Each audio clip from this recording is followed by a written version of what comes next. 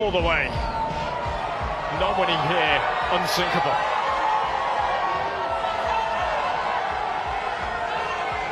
Every tournament has different forms of adversity, injuries, travel, conditions, setbacks in a result. For Spain, they faced their first test of adversity.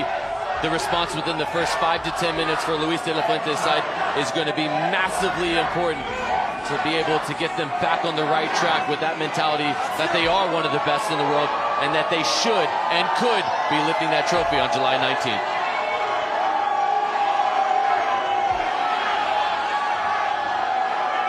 Spain and Saudi Arabia in Group H, a group that is completely wide open.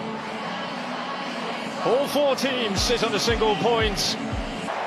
Spain against Saudi Arabia here in Atlanta is just moments away.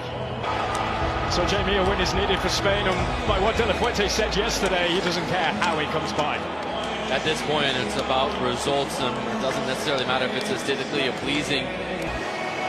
And so it's a very good afternoon to Rafael Klaus, who is our referee for this one. He took charge of the 2024 Copa America final. It's actually officiated in Saudi Arabia in the Super League this season, or this season gone. On video duty, and Nicolas Gallo from Colombia. Well, some things just didn't work for Spain against Cabo Verde. So expected changes made by Luis de la Fuente. Pedro Porro coming into the back line in place of Marcos Llorente. But there's no Fabian Ruiz and Ferran Torres from the start. Gavi also.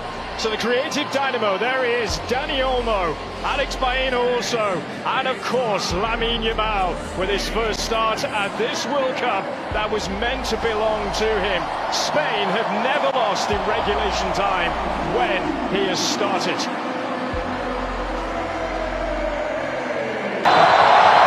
So here we go then, another game where Spain are expected to win, but as we've seen at this World Cup, nothing is ever straightforward. Saudi Arabia arrive in Atlanta with a royal bounce after their draw with Uruguay, ready to... And an important block as it flies over the top for a corner. Alex Baena of Atletico Madrid. There is Stonic. Lamine Yamal.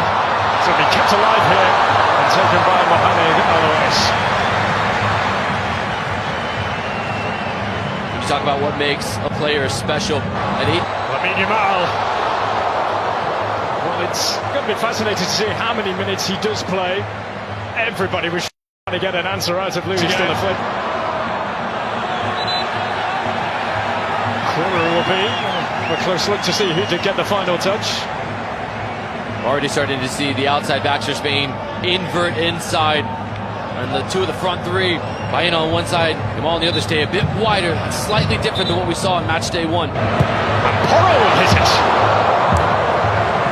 Already Porro has provided so much more offensively than what his counterpart Llorente did, who got the start at right back in match day one. If Lamine Yamal, they come again, Lamine Yamal!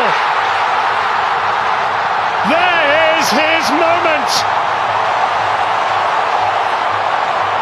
He has arrived at the World Cup.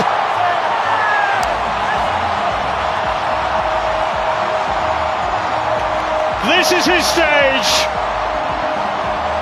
And he's made the impact that Spain were craving in the first game.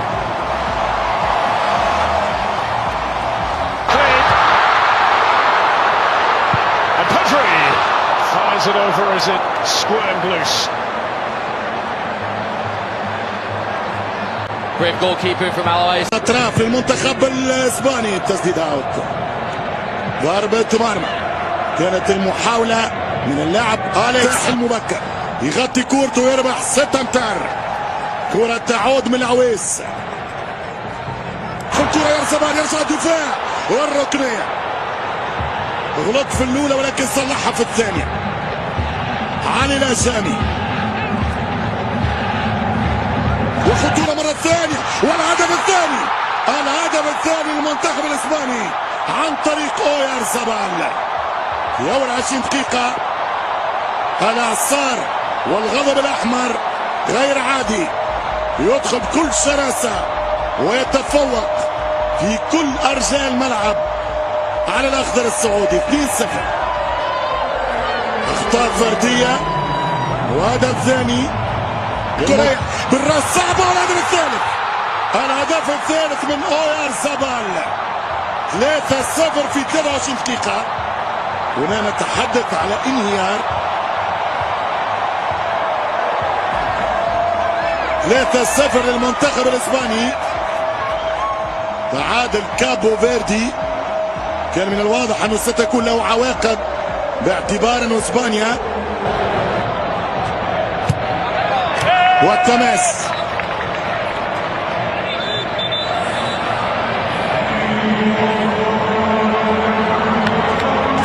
المشاهدين مع اسبقيه اسبانيه 3-0 في اقل من نصف ساعه. عودنا شفنا ملخص الاهداف الثلاثه. اخطاء في التمركز، اخطاء دفاعيه. هذا في المستوى العالي. لاعبين يلعبوا في الشامبيونز ليج وفي الليغا ما يسامحوش، طبعا ما يتسامحوش. ترجع مره ثانيه مش قادر. ضاعت الكره على السالم والتسديده وبعيده. ضاع الكره من لامين يامال. هذا اللاعب بور.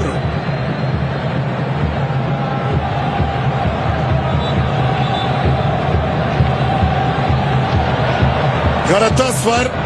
هو الاول في المباراه. مش ممكن افهم الحارس وفرصه والعارضه. اسبانيا ما تستحقش هدايا. ايش تعمل يا العويس؟ لامين يشوط كوره وبرا. ضربة مرمى العويس. غلط في كوره ولكن شد كوره. كوره كانت قويه. محاوله وهربه ممكن الان ويتدخل سيمون. يدخل وناي وفي تسلل على الاخضر. نيوزيلندا في مباراة بحجر واحد تصطاد عصفورين. الانتصار التاريخي المنتظر للفراعنة المرتقب من اول مشاركة في 34. الدفاع يغلط وفرصة والهدف الرابع يضيع. اويار زبال يبحث على التريك. الرقم القياسي للاسبان نذكروه في المكسيك. تسديدة حلوة يدخل الصعود وضربة مرمى. ضربة مرمى. المنتخب السعودي لو من يمشي شوط وتسديدة. كرة عالية. ديلافوينتي يريد المزيد. الاخضر السعودي عليه تحديدا باغلاق المنافذ. يمشي بالكرة والحاربي هو التماس. تماس من متعب الحربي. 1-2 وراجع من التسلل. راجع من الاوفسايد. خطير العرضيه وتسديده صعبه للحارس. كره ستعود على خطا للقائد سالم الدوسري. رافائيل كلوس ينظر الساعه. 5 دقائق انتهوا. والبرازيلي يوني معطيات وفعاليات الشوط الاول. 3 اسبانيا 0 السعوديه.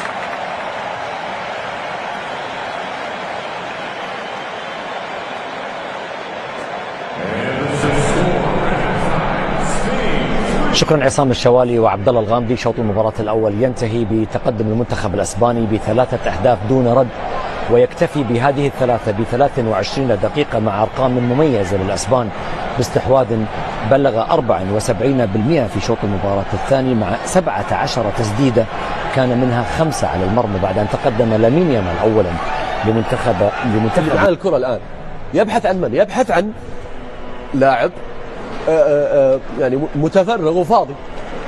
هذا اللي شاهدنا، انه اللاعبين يلتهون بمشاهده الكره في كل الاهداف على فكره، ويترك الرقابه رغم الزياده العدديه داخل ال 18.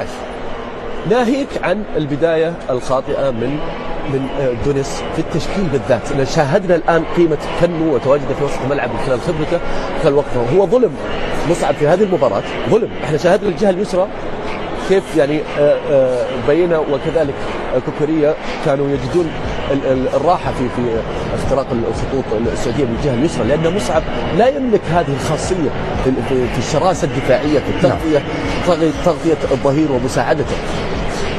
مصعب يجيد الادوار الهجوميه اكثر من الدفاعيه. وجود كنو الان ودخوله هو امر مهم. كذلك التغيير يجب ان يكون حتى على مستوى الاسماء، حتى لو لم يقم بتغيير طريقه اللعب.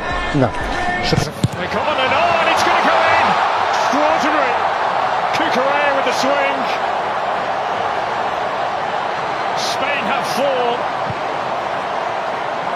This will go down as an own goal. And if any goal is to sum up the way things are going for Saudi Arabia, it is that one. So run out.